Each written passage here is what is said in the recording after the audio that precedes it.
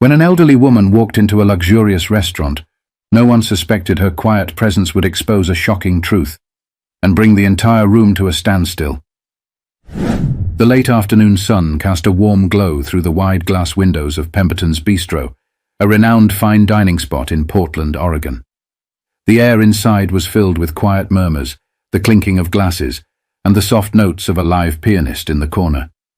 The kind of place where patrons came to celebrate life's milestones or close lucrative business deals. Amid the polished decor and tailored suits, the entrance door opened to reveal an elderly black woman. Her steps were slow but purposeful, her back straight despite the years etched into her frame. She was dressed in a navy blue coat with delicate embroidery along the cuffs, her small black handbag tucked securely under her arm. Her expression was calm, yet there was a quiet authority about her that turned a few heads. The hostess greeted her with a smile that felt a touch forced, something almost imperceptible, but present nonetheless. "Do you have a reservation, ma'am?" she asked, glancing briefly over her shoulder, as if to ensure she wasn't holding up the line. "Yes, under the name Mrs. Holloway," the woman replied, her voice steady and polite. The hostess scanned the list, nodded, and led her to a table tucked away in a corner near the kitchen. Not the best seat in the house, but Mrs. Holloway didn't complain. She took her seat, folded her hands on the table, and glanced at the menu. But something was off. A few moments passed, then several more. The waiter assigned to her section, a tall man in his late 20s named Todd, walked past her table multiple times, barely sparing her a glance. When he finally approached, his smile was thin, and his tone carried an edge. "Sorry for the wait," he said briskly. "We're really busy right now. I'll be back in a bit to take your order." Mrs. Holloway nodded gracefully and thanked him, though the nearby tables, filled with younger, more casually dressed diners, seemed to be receiving immediate and attentive service. She noticed the side glances. A woman 2 tables over whispered something to her partner, both of them sneaking looks in her direction. Another diner furrowed their brow as if trying to piece together why she seemed so out of place. Minutes turned into what felt like an eternity. Todd returned, but his demeanor was no warmer. "I'm sorry, but we're a little understaffed today. Might be a while before I can get to you." Mrs. Holloway's lips pressed into a faint smile. "Take your time," she said, her tone betraying none of the frustration she might have felt. She wasn't about to make a scene, but the discomfort in the air was palpable. But just as she settled back into her chair, seemingly unbothered, someone from across the room noticed everything, and their expression darkened. From her corner seat, Mrs. Holloway observed the room with a quiet composure. It wasn't her first encounter with this kind of subtle treatment, the kind that wasn't loud or overt, but had a way of making itself known in every delayed service and dismissive glance. Still, she remained poised, her hands resting gently on the table, as if she were merely passing time. Meanwhile, Todd busied himself with nearby tables, his tone cheerful and his smile effortless as he took orders and cracked jokes with other patrons. When he walked past her table again without even acknowledging her, the unease among the other diners began to grow. A young couple near the center of the room exchanged nervous glances. "Why hasn't that table been served yet?" the woman whispered, her voice barely audible over the ambient music. Her partner shrugged, casting a quick glance toward Todd, who seemed completely indifferent. The seconds stretched into minutes, and though Mrs. Holloway kept her calm exterior, a small part of her wondered how far this would go. She reached for her water glass, but even that had been left empty. A few tables away, a waiter delivered a fresh glass of wine to a customer who had arrived long after she did. Todd finally returned, carrying a tray of food destined for another table. He paused briefly as he passed Mrs. Holloway. "Still haven't decided?" he asked, his tone bordering on dismissive, as though the delay were her fault. She looked up at him, her eyes steady and kind, but with a quiet intensity that made him falter. "I'm ready to order whenever you have a moment," she said, her voice measured and polite. Todd nodded, muttering something under his breath as he walked away. But a few tables away, someone else had been watching closely. At a table near the bar, a man in his late 30s sat with a half-empty glass of sparkling water. Dressed in a crisp navy blazer, his demeanor was calm but sharp, his eyes narrowing as he observed Todd's behavior. He had been quietly taking note of every interaction, every slight and every dismissive glance. His fingers tapped lightly on the table as his expression grew colder with each passing minute. For now, he stayed silent, his gaze darting between Mrs. Holloway and the staff. He wasn't just any diner. He was the restaurant's owner. And Mrs. Holloway wasn't just any patron. She was his mother. But he wasn't ready to step in just yet. He wanted to see how far this would go, how Todd would treat someone he assumed was powerless. His jaw tightened as Todd laughed with another table, oblivious to the storm brewing on the other side of the room. The tension was building, and though Mrs. Holloway remained calm, the air in the restaurant grew heavier with every passing second. Something had to give, and it was only a matter of time. Across the room, Elijah Holloway leaned back in his chair, his fingers still rhythmically tapping the edge of the table. He wasn't the type to lose his temper easily. Years in the restaurant industry had taught him that patience was often the most powerful tool in his arsenal. But this was different. Watching his mother endure the subtle but deliberate mistreatment filled him with a slow-burning anger. Elijah had poured his heart into building Pemberton's Bistro. It was more than just a business. It was a testament to the values his mother had instilled in him: respect, integrity, and fairness.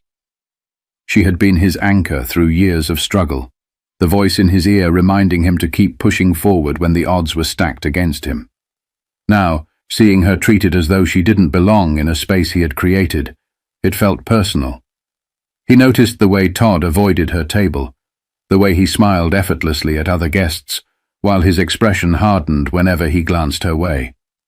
Elijah caught the faint smirk Todd gave another server, as if sharing an unspoken joke. His grip tightened around his glass. The restaurant was his domain, his pride.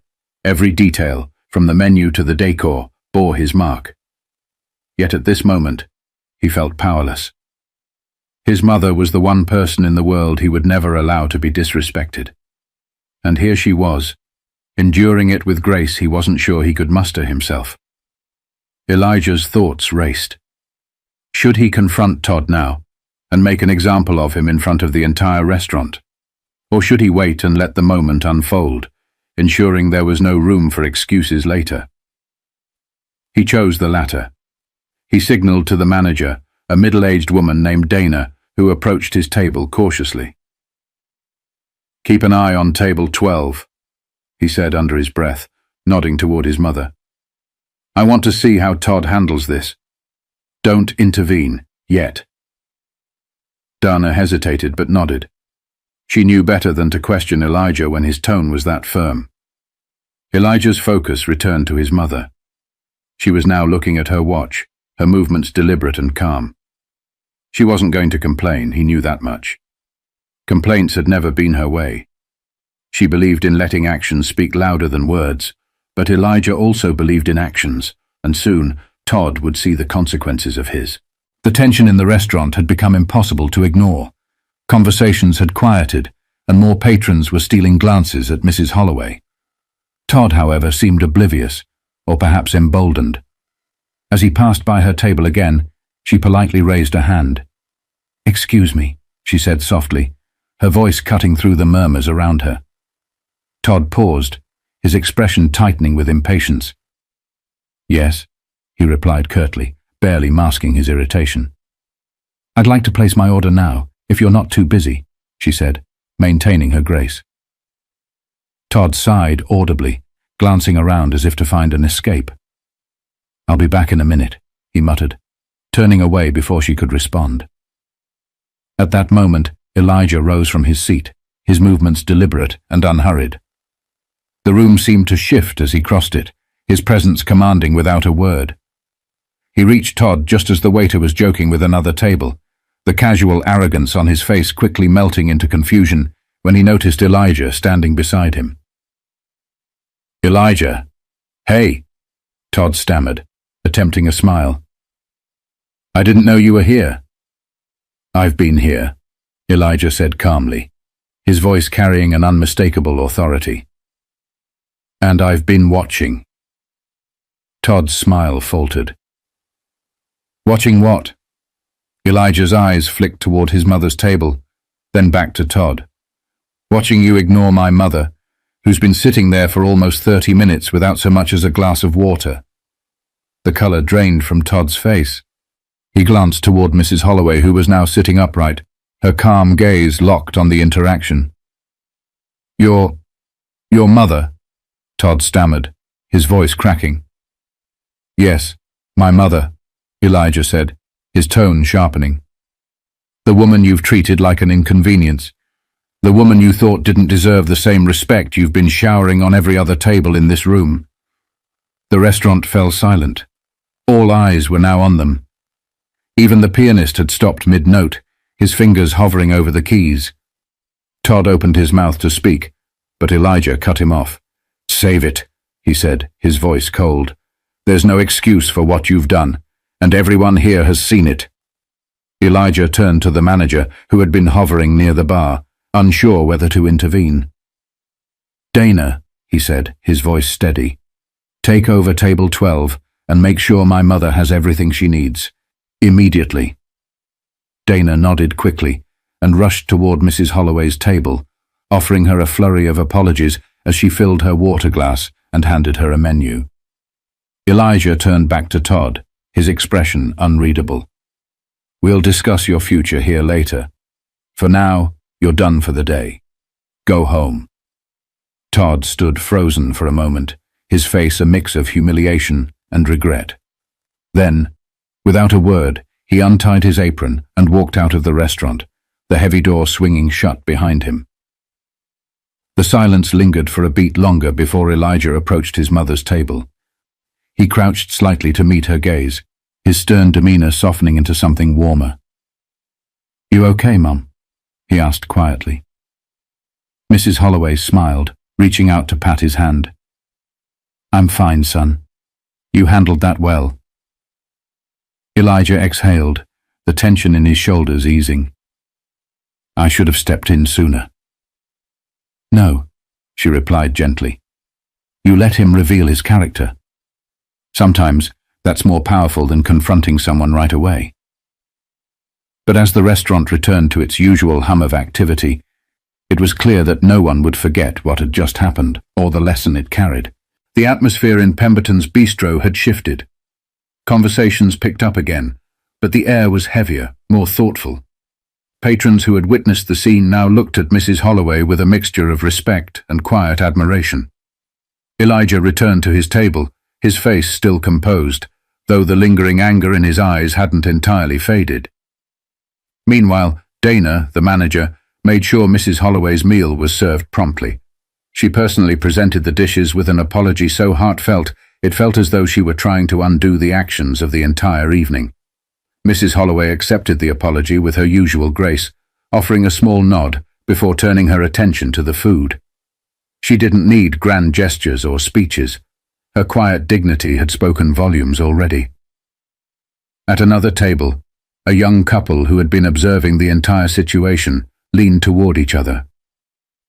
"I can't believe he treated her like that," the woman whispered, shaking her head. "It makes you think about how often this happens and no one says anything." Her partner nodded thoughtfully. "It's not just about what you see. It's about what you're willing to stand up against when it happens." Elijah overheard their exchange as he passed their table on his way back to his mother. Their words stayed with him. He thought about the countless times people like Todd had gotten away with mistreatment simply because no one had been watching or cared enough to intervene. When Elijah sat down beside his mother, she reached across the table and took his hand. "You've built something beautiful here, Elijah," she said softly. "But remember, a place like this isn't just about food or ambience.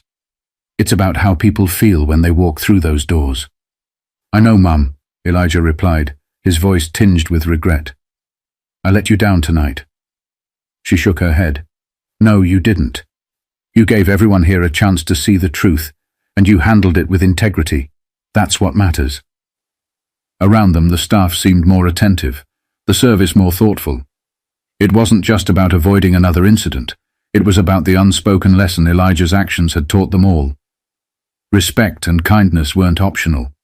They were the foundation of everything. As Mrs. Holloway finished her meal, she glanced around the room, her gaze settling briefly on Dana, who gave her a small, apologetic smile. There was no bitterness in her expression, only a quiet satisfaction that the moment had left an impression. But for Elijah, the lesson wasn't just for Todd or the staff. It was a reminder for himself, too. Leadership wasn't just about managing operations. It was about upholding the values that made his restaurant a place worth visiting.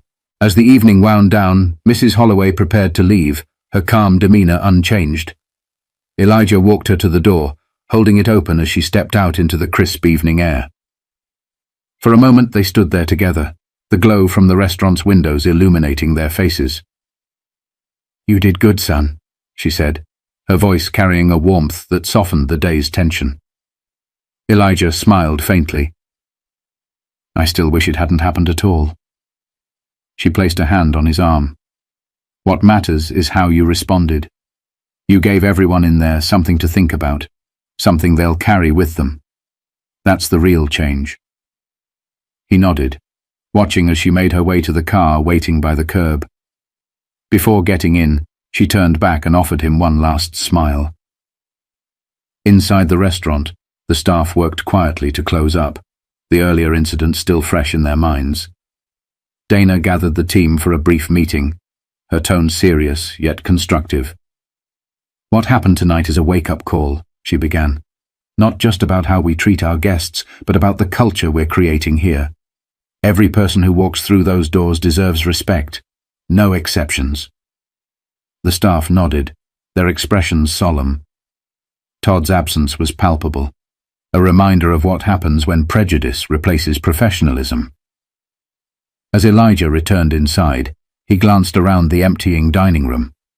The events of the evening weighed on him, but they also reaffirmed his commitment to making Pemberton's Bistro more than just a restaurant.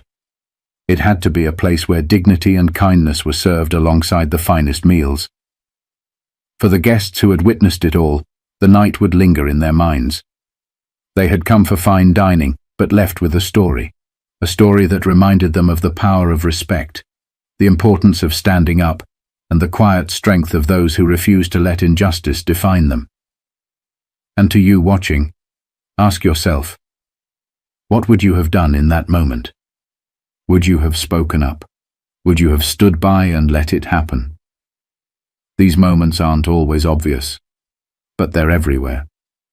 Let tonight's story be a reminder to choose dignity and empathy every time. If this story moved you, don't forget to subscribe and share. It's through these conversations that we grow together.